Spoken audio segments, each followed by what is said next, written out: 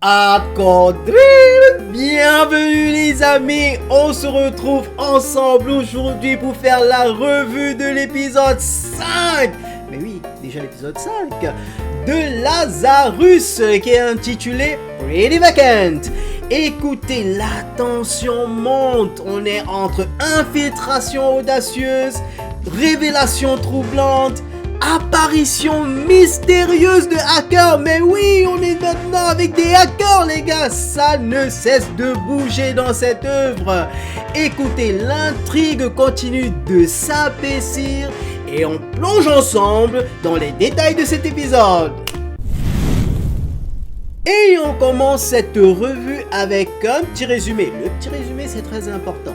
Alors, on continue de suivre notre équipe d'inspecteurs autoproclamés, appelés Lazarus, qui tentent de piéger le docteur Skinner en annonçant une fausse cure pour l'apnée.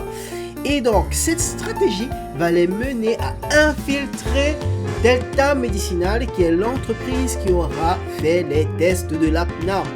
Bien sûr, notre héros Axel, il fonce toujours tête baissée. Ça, ne vous inquiétez pas, ça ne change pas. Il va avoir une sacrée baston avec les gardes du président de l'entreprise et il va confronter le dit président Ahmed Rahman. Du coup, c'était une très belle idée, puisqu'on n'arrive pas à trouver Skinner, quoi de mieux que de faire venir Skinner à nous avec une rumeur qui va réunir tous les grands scientifiques de la planète. Ils se sont donné du mal et ça c'était vraiment bien vu. Cependant, le Skinner, mais qu'est-ce qu'il a intelligent ce monsieur? Bah oui, c'est pas pour rien qu'il a créé l'apnée.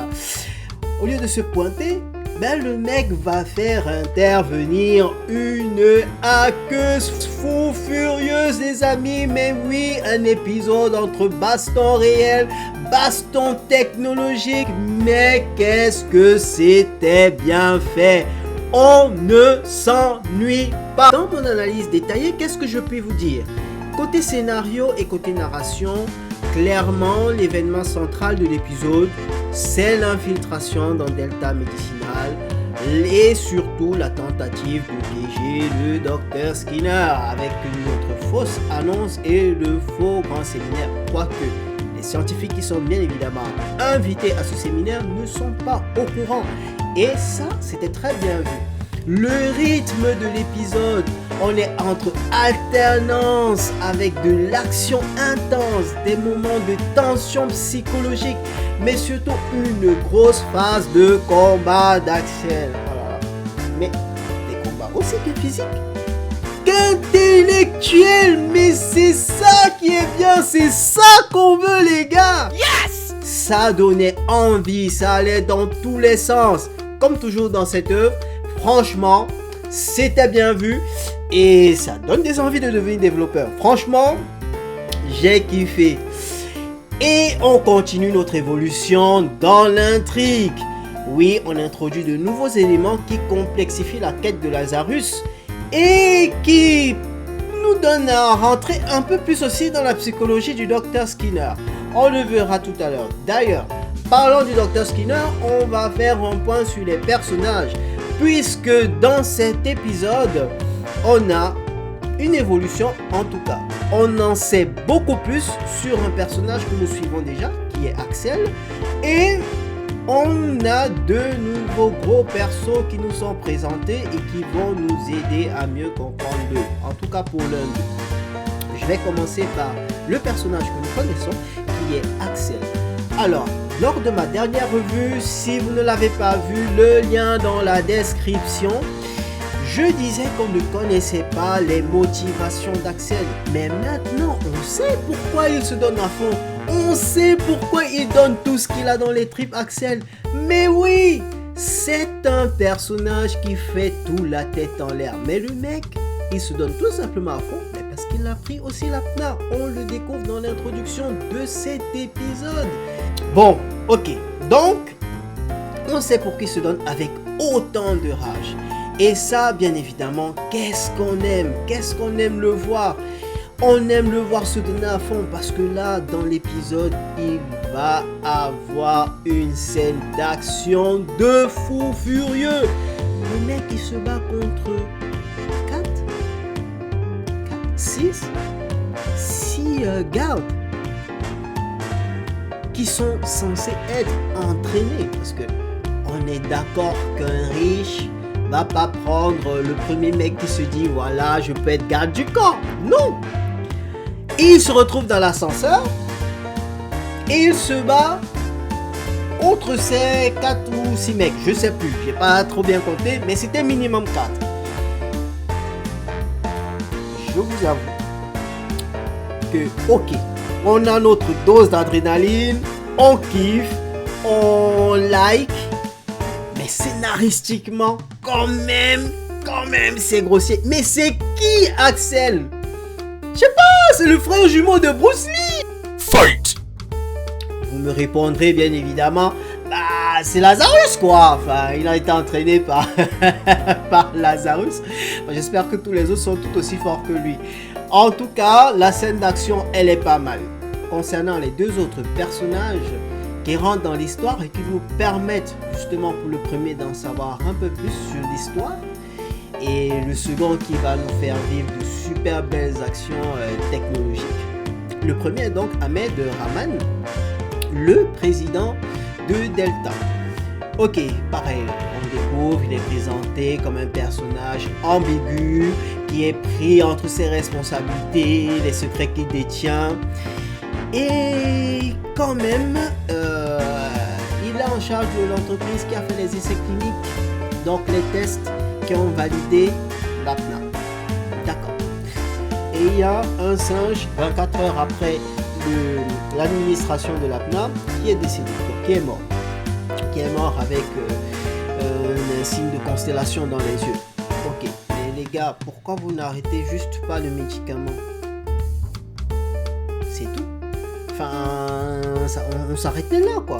Mais les mecs ils vont quand même valider le truc et le mec il est en mode il pleure. Non, c'est Skinner qui est le méchant, c'est le démon. Mais mec, vous n'avez pas fait votre taf. Mais pourquoi on fait des essais? C'est justement pour valider là les gars, mais réveillez-vous. Donc là en fait tout le monde décharge ses responsabilités sur Skinner. Je trouve quand même que il manquait de sérieux. Et puis le second personnage qu'on nous introduit qui est Popcorn Wizard. Ah oui. Je suis fan de cette hackeuse les gars. J'ai kiffé. Franchement, alors, elle, on ne sait pas trop qui c'est. On sait juste que c'est une hackeuse. Et par contre, on ne connaît pas ses motivations. Ceci dit, elle est hardcore. Franchement, elle a pensé à tout pour pouvoir hacker le système interne, donc local, lors de la conférence qui a été mise en place pour justement prendre les données de l'antidote. Et elle s'y est prise en modifiant. Alors, elle a fait livrer des talkie-walkie, en se faisant passer pour le fournisseur des talkie-walkie et tout. Donc, elle a pu infiltrer le réseau. Franchement, c'était...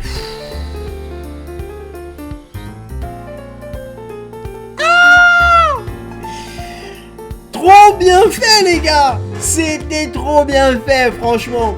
Scénaristiquement c'était bien pensé. C'était pas un truc alambiqué. Non, on s'endort pas. On comprend le concept.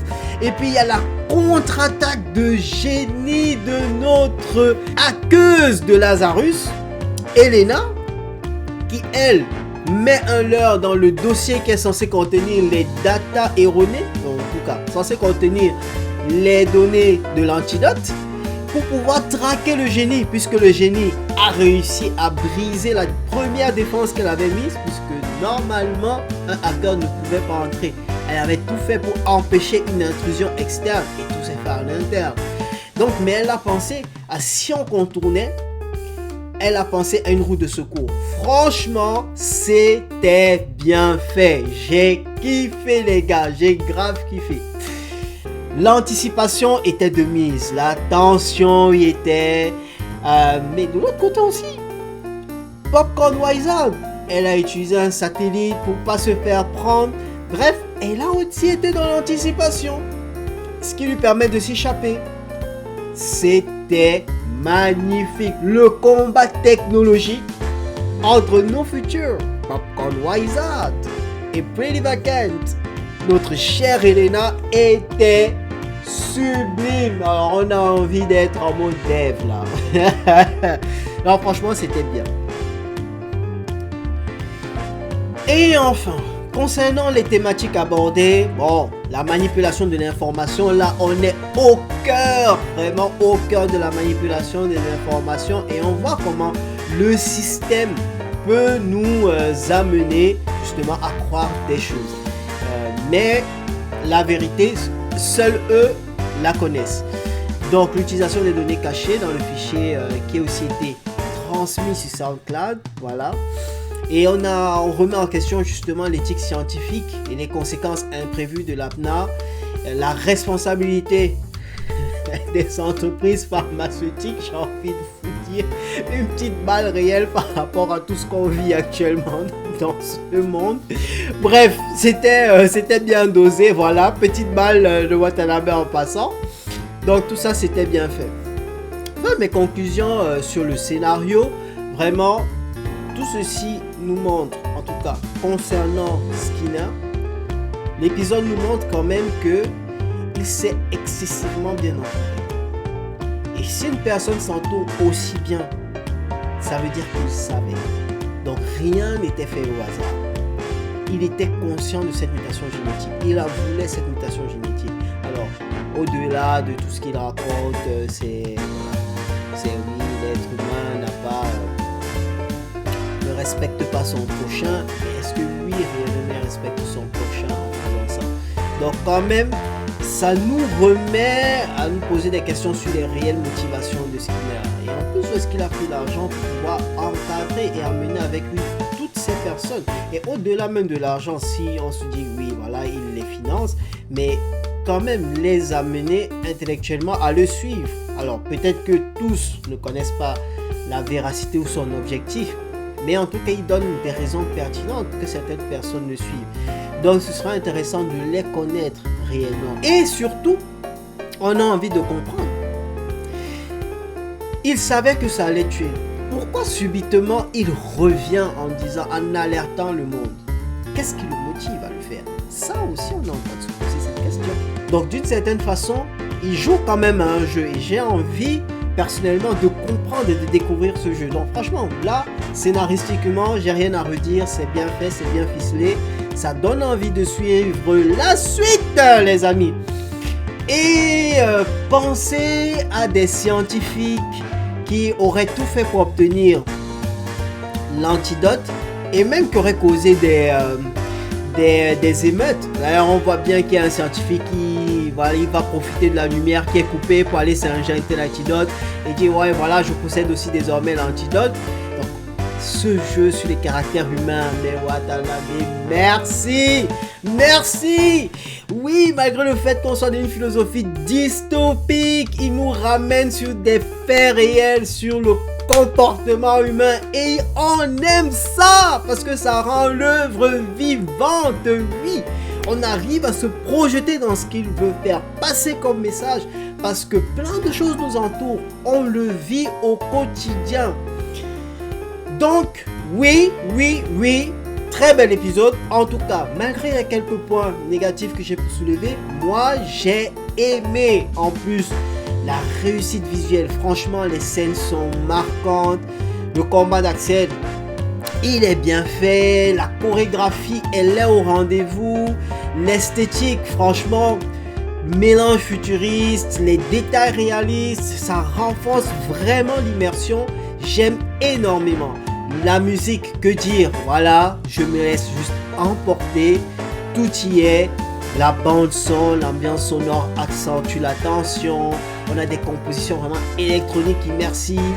Les moments clés, on a l'utilisation du silence par moment et du son ambiant qui renforce vraiment l'oppression. Franchement, je kiffe. Et bien sûr, on a l'impact émotionnel, l'incertitude reste constante, les intentions des personnages aussi, on reste dans un flou, mais on a envie d'en savoir plus, donc on suit l'œuvre, on est emporté par l'œuvre. Et ça, c'est vraiment bien fait. Et l'intrigue, voilà, l'intrigue reste au cœur. Skinner, qu'est-ce que t'as dans la tête? On veut le savoir. Ben du coup les amis, ouf, que je reprenne mon souffle. J'ai aimé, j'ai apprécié. J'espère vous aussi. Cet épisode, il était vraiment intense à tous les niveaux. L'intrigue était au rendez-vous et puis introduit justement de nouveaux éléments qui promettent des développements passionnants. Popcorn Wizard pour les plus anglo laisse présager de belles révélations autant pour moi majeures dans les épisodes à venir. D'autant plus que ça reste un mystère son appel par la suite à Elena. Est-ce que parce qu'elle était impressionnée, elle fera un retour? L'œuvre nous le dira. En tout cas, si l'analyse vous a plu, n'oubliez pas de liker, de commenter, de vous abonner pour ne rien rater des prochaines vidéos sur Lazarus et d'autres animes captivants. Bref, plus que 21 jours pour trouver Skinner. Et comme dirait Popcorn Wizard, à code drill. Ciao, bonsoir.